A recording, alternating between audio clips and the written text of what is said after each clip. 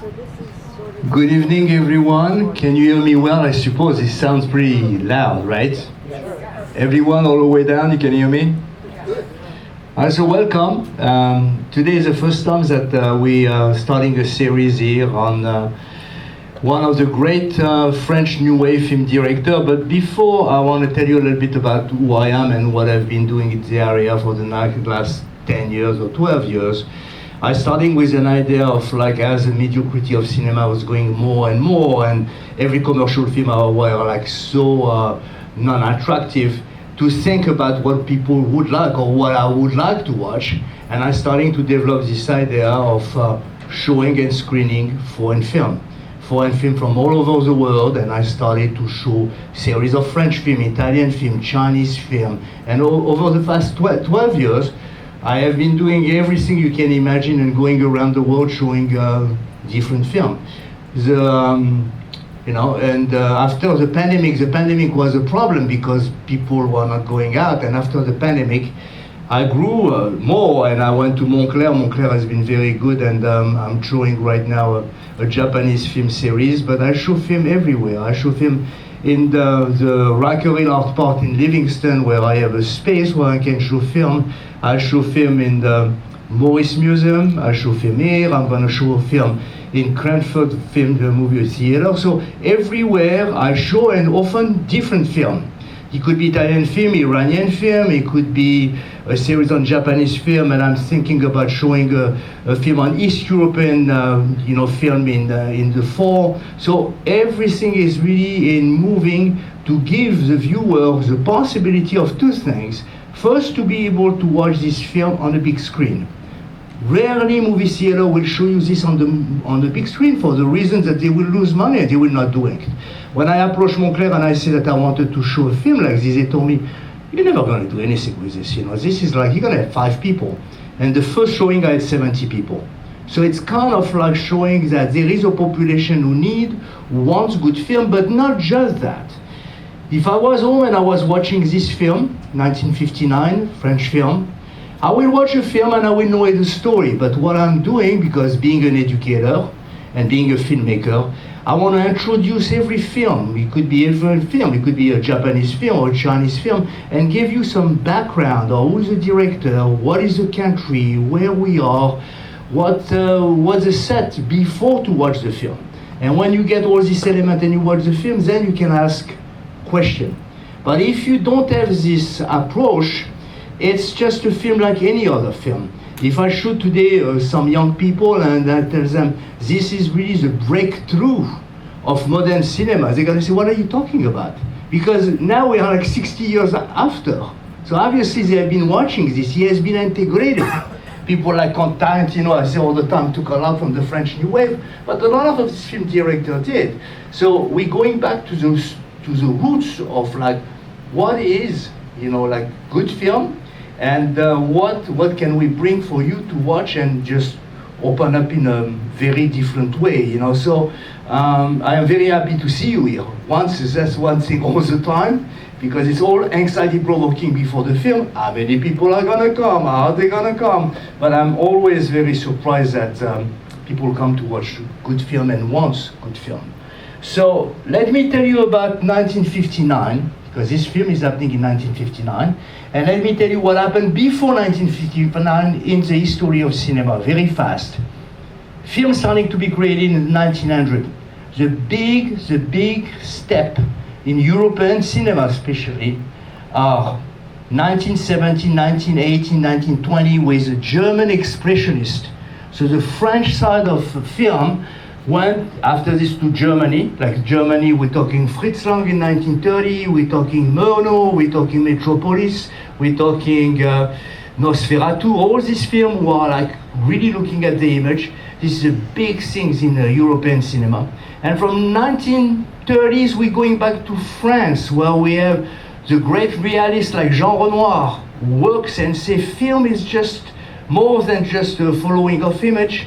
As you know, the studio in the US was doing a lot of entertainment. It's reality. So he develops this reality. It's called the realist film. From there, we're going after World War II, the neo-realists. The neo-realists are a group of filmmakers who decided to re-question cinema, the same thing that the French New Wave, and young people starting to take a camera and making film with very, very limited money. Means they were shooting outside, there was always non-professional actors, and there was always a very strong statement about social messages. The most important film, or the most well-known film of this era, is obviously The Bicycle Thief. Bicycle Thief was made with non-professional actors, with one camera. I mean, often it was one camera at the time, and always trying to just give you the message of people are what's important in a film, and not entertainment. The message had to be strong. So 1948, 1949, we're going slowly to France, and it's where the French New Wave appear. 1953, 1954, there is a group of young people, I'd say in their 20s, like early 20s, who started a magazine which is called les Revues du Cinéma, the Cinema Review, and they start to write. So they are writers before to be filmmakers. They write critics. They really are very well versed in their writing, so they critique everything who is like commercial and big films. They're gonna critique Hollywood, they're gonna critique everything who is not to their taste, and they go to a place. It's very interesting because it's what the first name, or still my name is. They go to a place called La Cinémathèque. La Cinémathèque is a room of like 40 or 50 seats where a man called Henri Langlois shows foreign film to these young kids in their 20s. And it's all the time packed. It's like, college student, everybody come and they watch, and it becomes a center of this culture. What is cinema? What do we want to do with cinema? How we want to re-question cinema? And these people who were writers, François Truffaut, the director of the film, Jean-Luc Godard, Éric Rohmer, will become the new wave director with no experience in film school. These people never went to film school. They had always a passion of doing it, and at that time you could not make a film like this. You had to go to the stage of the filmmaking, so you had to be second assistant director, first assistant director, director. It was all this step, and they decided, they said, no, we can make a film because we're gonna take a camera and we're gonna try to break everything with the rules, and it was the French New Wave is coming. So you have the group of people, and out of these people, the first one, actually there is somebody, Claude Chabrol made a film before, which is called Le Beau Serge, who is certainly the first of the French New Wave. But in the history of cinema in the book, this film is the first film who revolutionized the way of cinema of the time and opened the door to independent cinema, to new cinema, and to the modern cinema. So when we talk to cinephile and we say, 400 blows, it's a revolution of cinema. We change everything, we change the technique, we change the subject, we change everything. So when he does this, François Truffaut, he is 27 years old, 26 actually, because 27 he get the Good Award. And he is very interesting specifically by Hitchcock. He loves Hitchcock, and he wrote a book. He went to see Hitchcock, and he had a big interview with him. He wrote a book on him. And to tell you a little bit about Truffaut, who is a director, about this film and Truffaut, but Truffaut first, he is from a family in Paris who was really kind of on the limit of abuse. This film you're gonna watch, it's a biography, a kind of biography of his life. He's really in school, not doing well, being a great dreamer, like all artists, and getting like really like sanctioned, kicked out. A family who is really not well balanced, as you can see, who are really not really great with him. He continued going to school. In middle school, he quit school. This is one of the, I used to say to my students, I said, don't follow this, but he quit middle school and he became one of the most important directors in the history of cinema. So somebody told me, oh, maybe I should quit school. I said, no, don't quit school, For him, it was really something. And what he used to do, quit school, you know what he did? Every day goes to the movies. And I don't know if you remember this, because I remember he used to go inside by the exit. I don't know if you remember, certainly a long time ago, you used to have the entrance of the cinema, and on the back there was the exit. And he used to come in because he was little by the exit, and he watched 350 films a year. One film a day. He was completely fascinated by this. Of course, society pushed him away. He goes to the army, he's like deserted the army, he goes into a really bad thing, and he is taken under his wing by a name called André Bazin, who used to work for the Cahiers du Cinéma. And he said to Truffaut, he said, why don't you come working with me? So he come with him, start to write, and from writing he becomes like the first time that he gets some money to put this movie through his father-in-law, and it's called the Production du Carrosse. And they put the movie together with not really an hope that this was going to make a very big thing. So the film is based on the life of François Truffaut as a child, and it's made with a minimum budget, like I say. And two, as I will tell you after, all the film, every possibility that they had to re-question and break the rules of cinema, of traditional cinema, he will do. He will do everything that go against the rules. So rules like I can tell you what we call breaking the wall, that you never look at the camera. You gotta see people looking at the camera. This is a scandal. You don't look at the camera. An actor never look at the camera. So he has all these things who are supposed to be, you not do it, he does it. It's called cinema reality in the fact that the movie, it's as real as possible it can be. Before, movie was all entertaining. He said, no. We want people to see the life that I had and be able to share. I'm going to share with you what my life is. And this is what we call the French New Wave cinema reality. That's number two. And the third one, which is very important, is the first time in the history of cinema that the director has all control of the creative product. Before he was a producer. The producer gives the money and say, you do this, you do this, you do this. All the Hollywood budget were done like this. The producer used to say to the director, we don't want this, you cut this, you cut this. This is the first time Truffaut has a complete control of the creative process. So it's his film, everything in every details. So these three things make this film completely different. But after the film, when you watch the film, after the film, you will talk about all the techniques and what are the techniques so different. But again, this is one of the greatest films of the history of cinema because it changed everything. And when he went to the Cannes Film Festival, people never thought that this was going to be so well accepted. It was so well accepted that at the end of the film, everybody stand up. And I mean, it was really like a big ovation because they know that this was the beginning of something new. The beginning of like a look at cinema with real, is full of strength and full of power and emotion. So I know some of you watched this before. I watched this, I was saying maybe 30 or 40 times. A film can be watched with 30 or 40 times because a film is an artwork. It's not a consumption for people to watch as they are drinking a drink. They just watch it because it's an art form. And this art form can be seen through your life in all different time and being able to just open your mind on something different and be able to look at it differently.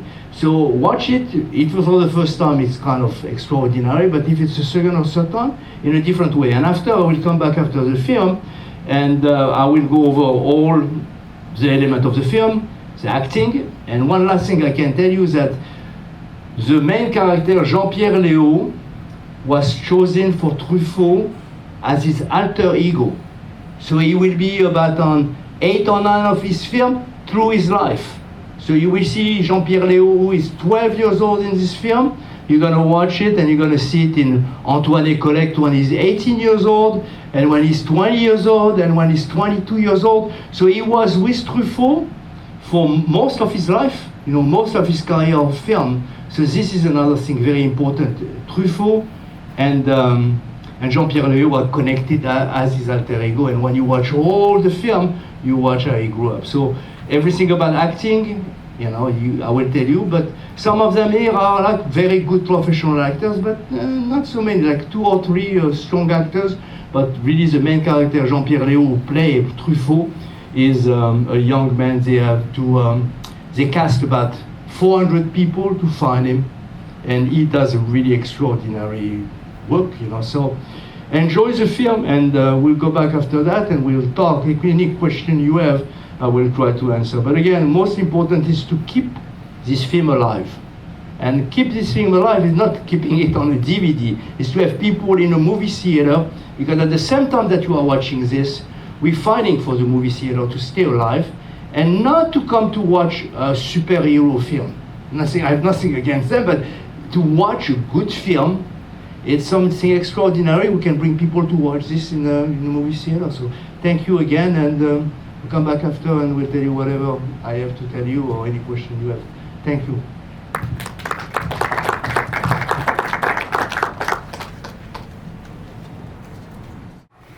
A few things I have to say to start. This is a film I watched maybe certainly 40 or 50 times, you know. Again, and I say it again, when something is of quality, you can watch it again and again, and you keep always be touched or being moved or being re-questioning. When a film is good, will stay always, and it will be always stay fresh as many times that you can watch it. 3 things that I forgot to tell you in the introduction. First, 1959, the French are going through a very, very bloody war. Like certainly one of the worst war after World War II, it's Algerian War. The Algerian War was one of the most difficult for the French people, because Algeria was a colony for more than 100 years, and at that time, the Algerian was looking at their independence. So they sent, I mean, we see that's really kind of close to reality of today. They sent all these young soldiers in the mountain of Algeria, and everybody was getting killed. And we didn't know, French people, I mean, I remember I was a very little kid, but I remember people saying, what's going on with this? You know, all these kids are getting killed.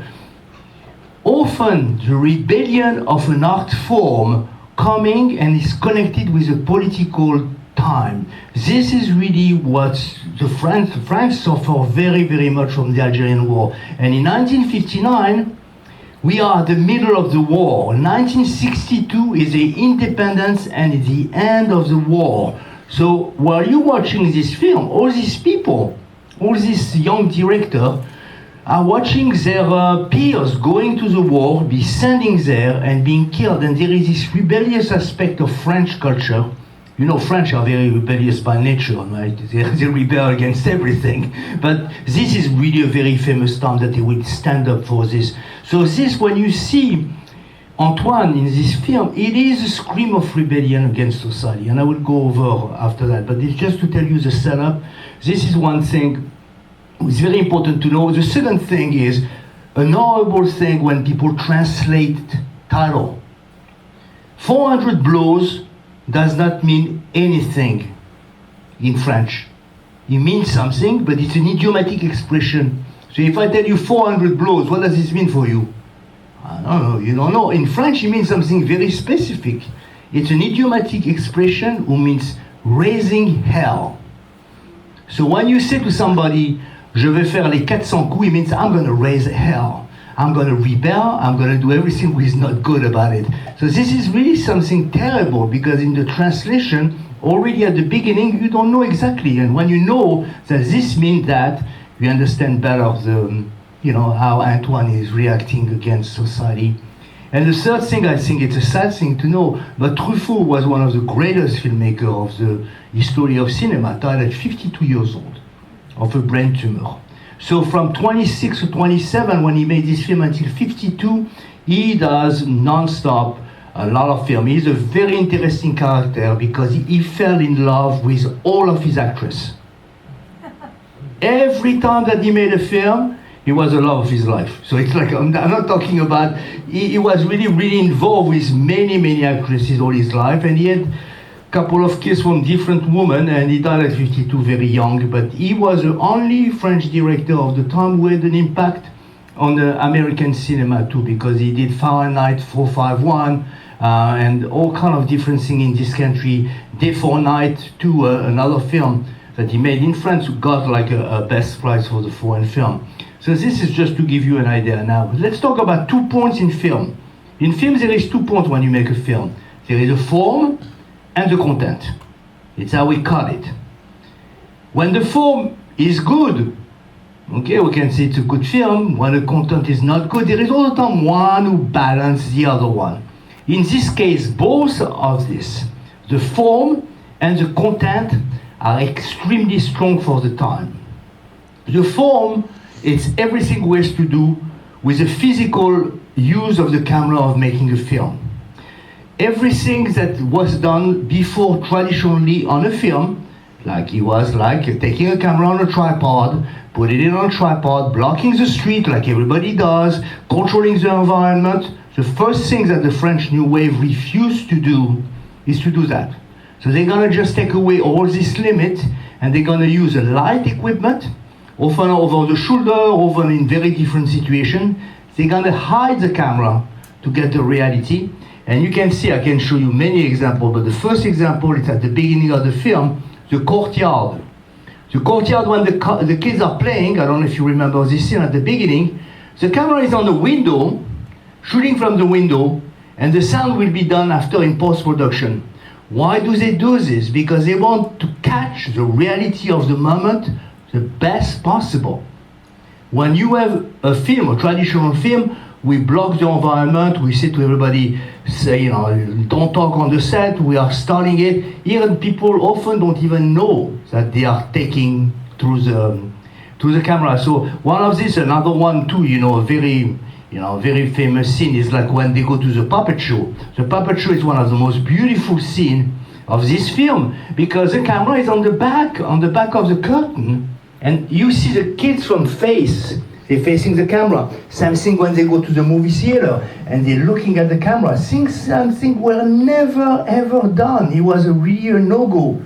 Everything who gives the camera a possibility for you to be into the movement of making being in the film, is what they're gonna do. Very good too, with the gym teacher. It's a very great scene, when the gym teacher is running and all the kids are disappearing from the window too. So, what are the people walking around are aware they are in the film? No, they're not aware. They just put the gym teacher there and have the kids running, and then gives us a sense of reality. Everything that they could use real people, they did.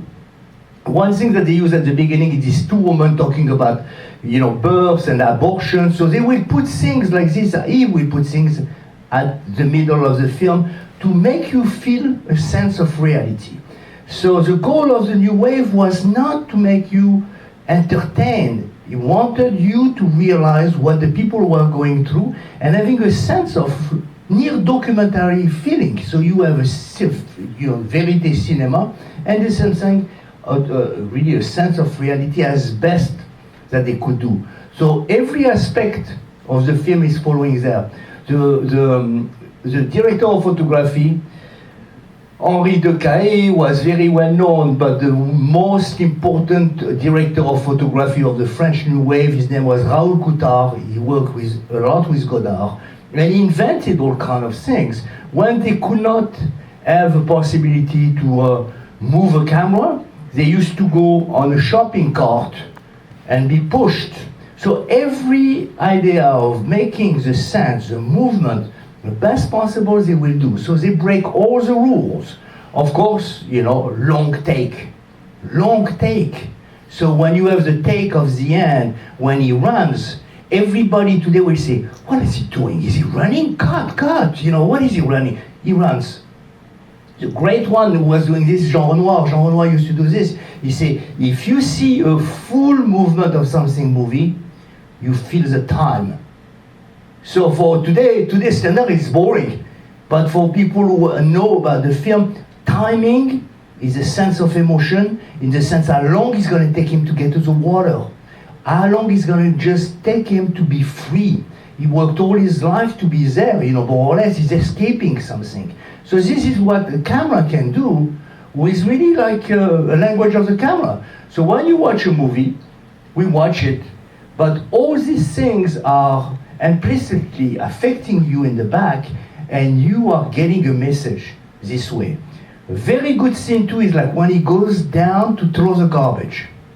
I don't know if you remember, I know this film so well. He goes down, he goes down, he goes down, he goes down, takes the garbage, empties the garbage, goes up. So today's standard too is the same thing. They will say, you don't do this, you go, we cut, we do, we cut, and it's done. But when you see this work done, it's like a sense of like how long does it take to take him and to do this, and he has a sense of difficulties of some kind and the timing. So everything, and of course, I mean, we can talk about timing. Really, the most important is the last scene when he goes to the water.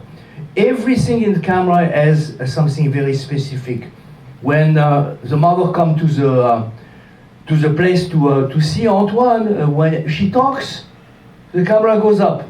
I don't know if you remember that. She talks, he doesn't want to listen to her anymore, and the camera goes up, you see just her eyes. This is a language too, meaning he doesn't have to say it, but he says, just shut up, leave me alone. This is what he means. So with the camera, there is all language going with it, a very, very strong statement. So everything who has been done, it's a very moving camera. The camera moves a lot, doesn't stay off frente, it stays on the long shot to make you feel what's going on. So very small crew. The small crew is the director with the camera, the director of photography. Sound is still out. It's still not connected to the camera. They will just put the sound together in the mixing studio. And a lot of time even, because they're taking the shot from so far away, when they come in the studio, in the mixing studio, they will put the sound and the image together. So this is just to show you how extraordinary for the people who were filmmakers at the time. They realized that this was really a good, unbelievable break, rebellion ways of changing cinema. Now let's talk about the content. So already this is the form. I think the form was like, and finishing, I want to just say one thing about the end. You never saw in cinema somebody finishing on a freeze frame of somebody looking at the camera. This did not exist. Actually, it did exist by the great Ingmar Bergman, because I don't know if you remember, when he came out of the movie theater, he just ripped a picture. You remember this? The picture of this film is Summer with Monica of a Bergman movie of 1954 or 55. So already there was people doing things like this, but not like Truffaut, because Truffaut had really the nerve to stop in front of the camera. You have the camera looking at him, and that's it. So you know what the action, even today, when people watch this movie, especially in this country, they will say, what's this? What's going on? What is the end? Is he going to die? Is he going to go? What is he going to do? Are they going to take him to jail? This is what we call an open end. Open end are very, very specific and very, very used in French film. What does this mean? It means a lot of different things. It means what you want to do in this. Obviously we know the life of Truffaut. We know that after that he will go out and make, a great career. But some people might say, okay, the cops are going to take him and he's going to go back to jail. Or they're going to say, oh, I thought he was going to die. He was running in the water. Maybe he was going to drown. So all these elements make you active. You're not passive. As often American cinema, it has to be a buckle of, this is the end.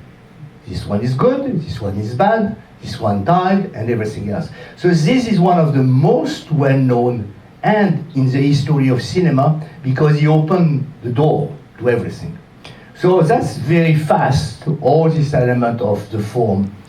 For what the film is about, it's a film about his life, it's a film about a rebellion on a society who is stiff, of a young man who is not especially a bad man. He is like a bad kid. He has some delinquent things, but why? Because he cannot concentrate in school and he's creative. Truffaut loved to read. He was so well educated, I could not believe it. When I read the first articles that he read, or that he wrote for this cinema critic, he was a great critic. He wrote so well, just not having formal education. He did not believe in formal education. Bergman was another one too. These people spend hours to read all the classic, extremely well educated in reading, but really creator, wanted to have the space to be creative. And in a system like this, because I know the system, I tell you, I went through that. The French system of the 50s, the 60s, I know the system of the 60s and the 70s was extremely rigid. You could not go, and whatever you see the teachers there, they were like this. They were taking the kids by the neck and they threw them out. There was nothing like this. So they were very rough. And some kid who had any kind of creativity and freedom about what they wanted to do could not really survive in a system like this. So he's very lucky that he had this great possibility of being such a creator and such a drive, because so young he was a great creator. So this element of really showing you society, look at all this element of society. Look at the parents as they describe it. They were very close to this. Very stiff about him, not really caring, not very loving in a lot of different ways. If you see the cops, the institution of the cops, the judgment, everything is very stiff. It doesn't let anything moving into a better way. So there is a description of society is very stiff and not breathing for creativity and being able to get in trouble even if you are not especially somebody who is a delinquent, but who is going slowly into this rebellious aspect of society or wanted to single himself. Very important, Rene. His friend Rene is a real friend in his life. He was close to him and he was with him until he died. They were like close from a young age up to the end. So Rene exists really, and all the elements of his biography are pretty close to reality. Of course there is certain thing, maybe the typewriter is not real, but everything else making the sense of like, what is the sense of society and what creative people can do against a stiff society or very traditional, but still not making really anybody really the bad guy. Think about it. The cops are really not really great, but they're not really bad people. They do their job, So there is this idea of society being like this. The father and the mother, the mother, of course, thinking about herself, still very developed character. And the father still trying to get something light about himself, but not really taking care of his child, So you have this element, but nothing really like we will have in a film in most of the country who entertain you. You have to have the good and the bad. Here there is a lot of gray area. Here there is a lot of people who are themselves victims of society, trying to survive and trying to do something. So all this element of a society who is in trouble, because they are in trouble. We are in 1959, and there is a lot of things that are going to come up. While we come out in the French history, 1959 and 1960, we see one of the greatest revolutions in the 60s in 1968, where Paris were on fire. I don't know if I remember because I was there, but it was like the most rebellion of all union and the student who block and really stop every element of society in France. So we are in a time which is really very full of rebellious energy and a lot of anger against Charles de Gaulle, who was at the time, in power. So you have all these things who make the film. The film is not taken out of context. He has to be put in context. He has to be seen as a technical aspect of breaking the rules, and he has to see as a content the very rebellious things. Like I was saying, when he was presented in Cannes Film Festival, he won the best director at 27 years old, and he was like some really fresh air coming up into, a kind of rebellion. Cinema is changing. This was a goal too, and it was the possibility for every young people to make new film. From this film, this is a French new wave, and about 700 to 800 new directors coming from everywhere, because everybody could say they could take a camera and do something, and it was not wrong, but just few of them stay today in the history. And of course, the two of them, the most important one, François Truffaut, who will make movie all his life, and Jean-Luc Godard, who died like a few years ago, who really was very, very creative. Another thing technically that they do that nobody did before, they take the sound of the natural sound and they absorb it in a take. So if they were shooting outside and there is a car passing by, they take the car, they take the plane, they take the ambulance, they take anything is taking it. It was a no-go before, because in the studio world, we block all the sound. We don't want any sound. We go to the studio and we reproduce some of the sound. So all these things who seems to be today kind of acceptable were very new. Editing the same way. We are not afraid to do a jump cut, especially Godard. Cut the movie, turn the movie, just being able to make it a faster pace. So it's a mix of everything else to make this, especially this movie and this time, the most revolutionary time in history of cinema, with no doubt. If you take any new filmmaker, I mean from the 70s, especially like the big era of the American Revolution in movies, like I was saying Scorsese and Coppola and all of them, or Tarantino, all of them, they refer to these guys. Because they give them the freedom of being able to do more or less whatever they want, gives them carte blanche, being able to express themselves in the technical aspect of it, and too in the depth of like being able to express themselves. So French New Wave is equal all the time, freedom of expression, reality, and trying to bring things who are affecting us and be able to really question if do something with it. So this is like the big 2 points of what the film or like any film is. And of course the last thing is like beginning and the end of the film. You see the beginning is in the classroom. I mean, I'm sure you don't know, but you know where the camera is in the classroom? It was never like this. The camera is in the back of the classroom. It's the back of these kids. It's not in front of the kid. The kids are there, the camera is back. So you say, oh, what? It was not done before. Before you were introducing by the face of every time you see the face, now you see the back. That is really something which is really unusual. And of course at the end, finishing on this freeze frame, this is what makes the beginning and the end. It will give you the sense of the film most of the time, the introduction of this and the end of it. So you have all these elements, actor-wise, 3 actors, they all, Claire Maurier, who plays the mother, is a known actress. Albert Remy, who played the father, was a known actor, but not really big actors. But really the core of all the film is Antoine Doinel, who is Jean-Pierre Léaud, was absolutely not known. He was never made a film. They made a casting, 400 kids came, and they took him. They took him after seeing like many kids. Truffaut decided that this was the right kid, and he did the right choice because he fit exactly the way he wanted him to feel. And he has this lightness and this sadness and this rebellion about him that makes him like one of the great films of the time because of him. Non-professional actor. One more person who believes in non-professional actors that, I mean, we look at it. You know, we look at all different films. As I go through this, I look at all films because they all cross each other. You know, Eric Momer is a very good about non-professional actors, and all these people believed in that a lot.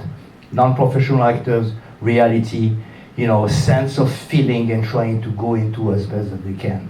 So this is like in a, I don't know, maybe like 20 minutes as fast as possible, a good sense of all this aspect. Now I want to see if you have any question, because, you know, with your question in general, I realize that, oh, I forgot this, or I did forget this.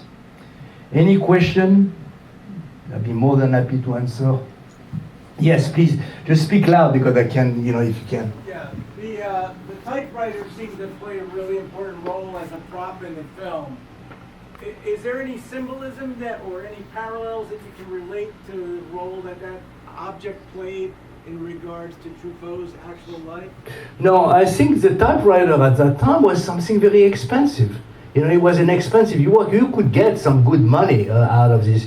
It could have been a car or anything else, but it was like the new technology of the time. A good typewriter, people use, you know, it was certainly very expensive. It could have used something else, but I don't think there is any kind of, you know, clear history, you know, relating from Truffaut and the typewriter.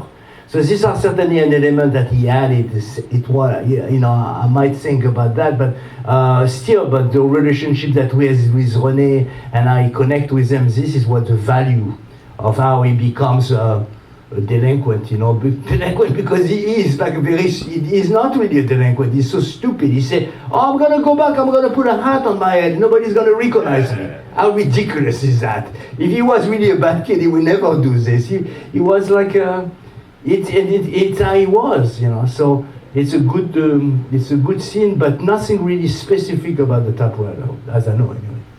Adrian. I think that the typewriter was important because he liked Balzac, and I think that it showed that he had a respect for something that wrote. Yeah, I mean, he was fascinating about literature, but Yes. not about, you know, the typewriter looked like more as a tool of a business office that he was going to make money. It's more like, but definitely very, very interesting. And I don't know if you know, Balzac is not an easy writer to read, even in French, even if you are French. Balzac is a 19th century literature, not easy to read. You know, you better know your language well and spending a lot of time. So talking about a 12-year-old kid who is not even on the level of middle school, reading Balzac and incorporated Balzac so well in his way of being that the teacher is for sure that he plagiarized. He doesn't plagiarize. He is so passionate about the writing that this writing become a part of himself somehow, you know. It's a very beautiful thing. Yeah. One more thing, Somebody at said. the end, Yeah. when they have that freeze frame, you feel like he's reached a freedom, a definite Yeah. freedom by reaching the sea. Yeah. But also he has like a puzzle book on his face, like what am I going to do next? This is what. That's what I was Yeah. This is what you do. We all do that with a film. I mean, I remember when I taught the film in class, one side people were saying, oh, they're going to come and pick him up, he's going to go back to jail, he's finished for him. And the other people say, this is the beginning of his freedom. So this is what's so beautiful about open ending like this, that you can really bring them reflected. But one thing I can tell you, the idea of going to the water to the sea, the first time that he's watching the sea, he never went to the sea. So the sea is a symbol of freedom, obviously, but it's a symbol like in psychoanalysis, we talk about the mother and, you know, the caring. So there is a lot of things that we could do and you could do with it. It's the same thing when Godard finished a film and he said, I'm never going to tell you what I mean about the end of the film. You are the one who are going to do it. So this is exactly what you're doing by asking questions, by looking at it, and do whatever you want with it. That is the beauty of art form. An art form is not made to tell you, it's made to question. Any art form. There was somebody there. Yeah. So I'm not sure if I'm looking at this too much from a 2026 lens, but I felt like when he was talking about why he stole the money from his grandmother, there was a little bit lack of empathy there, right? Yeah. Do you feel that was intentional, or was to show that he was never taught empathy, or, you know?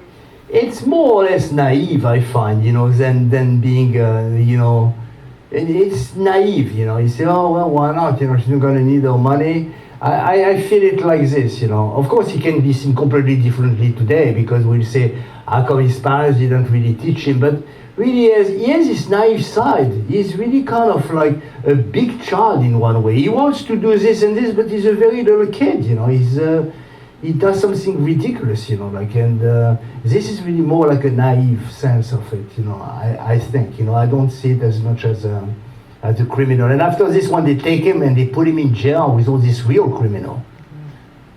Then you see, what is he doing, And there is so many scenes who are great when they take his head and they move in his head to do the mug shot. They don't ask him, but please turn your head on the right or on the left. They take it and they move it. He shows you this violence, how this kid is going to be crushed, who is crushed by a system. And I really, for the people who are like this, who are more creative and went to a system like this, we know what they're saying, you know, because it's like a system like this can crush, really crush the spirituality or the creativity of a young man or a young boy who wanted to do something. And no support at all. Besides Rene is the only support there. Nothing. There is nothing there, you know, for him. It's just like, you know. Another thing in the film, I don't know if you realize, when he goes out and he gets milk, there is two actors there who were like the newcomer. Jeanne Moreau, who is like the woman who's running after her dog, who will be in Jules and Jim, you know, right after that. And Jean-Claude Brialy, who is one of the great writer of the French New Wave, who are very young. So there is all this group of people who are very close to each other. They're very young, full of energy to create film and be able to be the new cinema of France of that time. Yeah. Tell me about the editing, because I feel like I like it when I see movies and I know like there was deleted scenes maybe that you could watch. Did they shoot this, or did Truffaut shoot it with the intention that like everything he was shooting was going to be final, or did he throw out a lot on the floor in the editing room? No, what I think he was doing, he really wanted to have this idea of a long shot and cinema reality, that a reality system. But he's still a very traditional filmmaker, believe me. Comparing to Godard, this is very traditional. So he's gonna he has a very good idea of what the movie is. He's gonna cut some of the scene, but he's gonna keep as much as he can. And I think that it's what we have the sense of it, but not because he doesn't know how to do it, because he wants you to have the full spectrum of what an action is. Like, of course, as you know, like the regular film cuts so much and has so much shortcut like this, you have so much movement that you have no feeling. Because you have no feeling when you have so much movement, you don't have the time. So Truffaut, I think, and he had a very good editor. Her name is Marie-Joseph Yoyot, who is very big. So he had very professional editor because he was versed in technology, in the technique of the camera, but not as much as Godard. So he had very good technician, but he had a vision. He had this vision, it's what he wanted. The music too, I forgot to talk about the music. The music is a beautiful music, and it's the only music, I mean, even if you go on the street and listen to this music, you know that it's 400 blows. It's a music that's gonna stay with you. So it's a kind of like a very upbeat, beautiful music and very light. He has a sense of lightness. And another thing for the people who are going to Paris very soon, I can tell you Paris didn't change.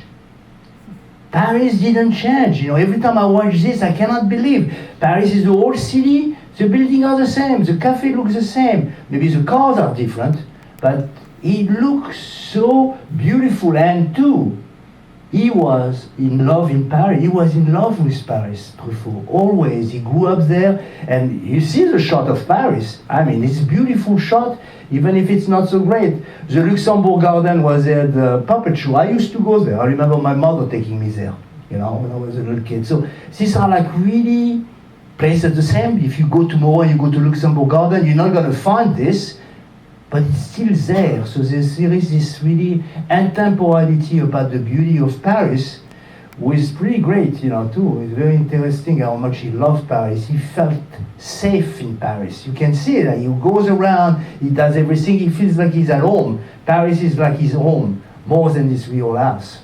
So that's another thing with people who are making film have ideas. They want to put things together. They don't make film with good filmmakers. They have really kind of a precise idea what do they want a film to be. Jim. Hey, Gerard, did he write the script for this? And Oh, sure. When did he write the script? Two people wrote the script. He wrote the script with another writer, I say Marcel Mouzy, who helped him to just put in shape. But this is about his life.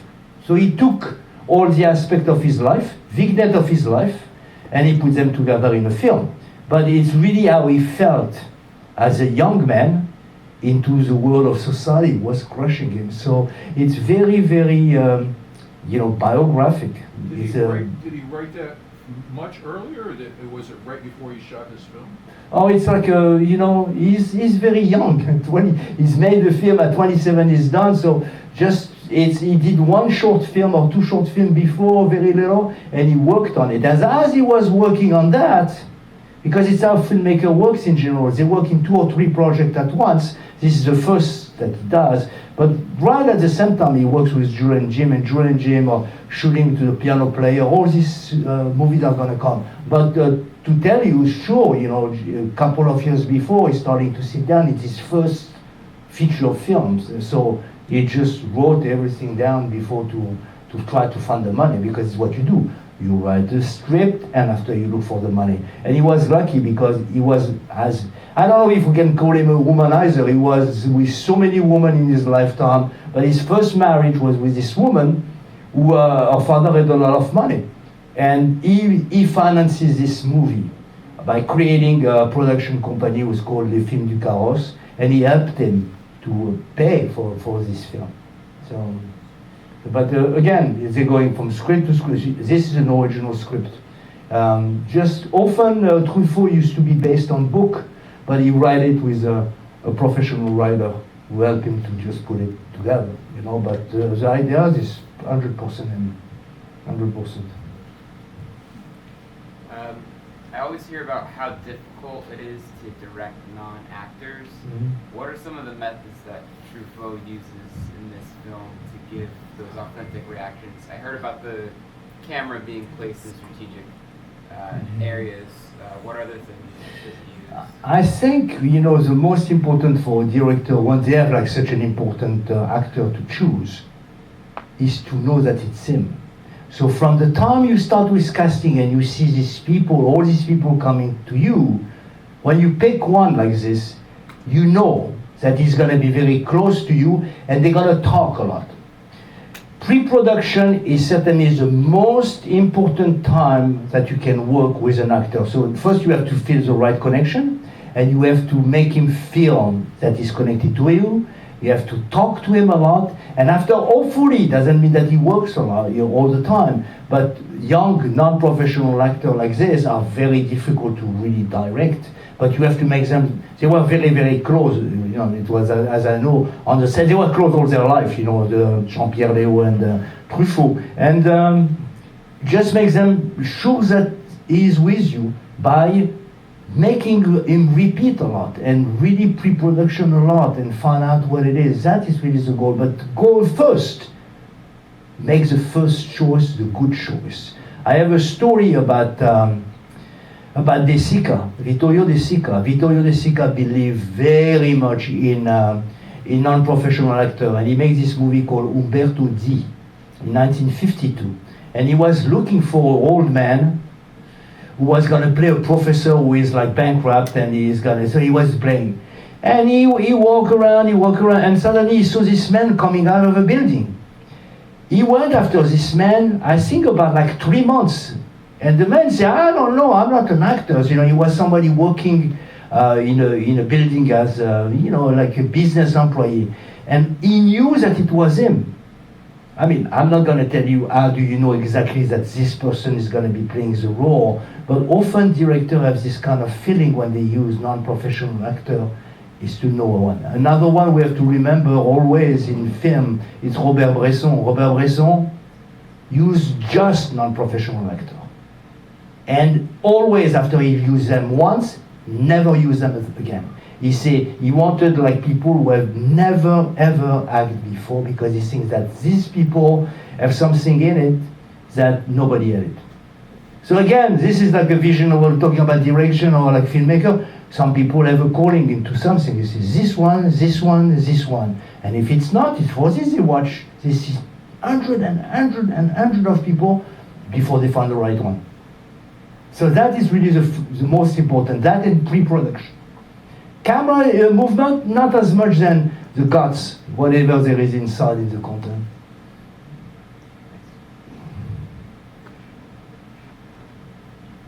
Anything? Are you tired? We all, you know, it's a language, cinema, this kind of things, you know, whatever. Whenever we watch a movie like this, you learn how to watch a movie in a different ways, and you learn how to explore the message and the shape of the movie are made. Like we watch on Sunday, I watch in Montclair a film of Ozu, where it's extraordinary because it has a camera on the lower end. The camera is near the floor, and all the film has a camera there, but you don't know that it's there until somebody tells you, because you are watching the story, and when you realize this, you say, oh yeah, because it's what gives you the sense that you are a part of the scene, because he put the camera very low. So cinematic language is something we learn by watching a lot. Henri Langlois, again, the guy who was a director of the Cinémathèque, he said like anything, like taste bud, he said the same thing, like you have to eat a lot of good things to recognize good thing for bad thing. He said the same, he said, you have to watch 300 good films. I mean, I don't know, 300 he came with this number, to be able to recognize what good films are. Because your eyes are really used and your brain are really used to a certain way for this, and when you're watching stupid TV and you are not like completely washed and brainwashed by this, you can take it. You get up. But if you are like inside, you are going and you are really connected. So we are people who can be like taking you inside, bring inside, and be able to absorb everything. So to get out of this and be able to look at film not as just pure entertainment with a following of images, but more as an expression of life, of humanity, of beauty, it's not so easy. Especially in a world where 99.9% of the film are not made and based on that. Yeah. Jill, you want to say? Yeah. One of the things I was thinking of was the scene with the circular, where they were up against. Yeah. I want to tell you something that about was this. like a real symbol Yeah. of defying gravity. Yeah. Just like he defied a lot of stuff. Yeah. So he was a rebellious kid. Yeah. And he enjoyed it. That's part, but the funny thing about this scene, François Truffaut is in the scene. He's inside. Because Truffaut was a fanatic of Hitchcock. And you know that Alfred Hitchcock was in every film. In all his films, he was somewhere. Truffaut was in this. He was running inside here. He was like a young man. You don't know until I could not stop the movie and tell you, but here he is, So it's kind of a very good thing that he has a sense. And this is a thing that people used to do. Going to this thing in Paris, there was that, So he has all this little vagueness of thing makes the film very rich. And, you could watch it multiple times. But it's very sad that he died so young, because 52 years old, he made the last 3 films. If you want to watch his last film, were absolutely extraordinary and very different. One is called The Woman Next Door, with Fanny Ardant, who was his last, last partner. And The Green Room was about the death of people in World War I. Very, very intense film. This intensity you see there, he had it until the end. Until the end, all the films are different. Of course, they are in color. They get much more sophisticated. But he finished, the last 3 films that he finished are very, very strong. We say that he is the romantic of the French New Wave.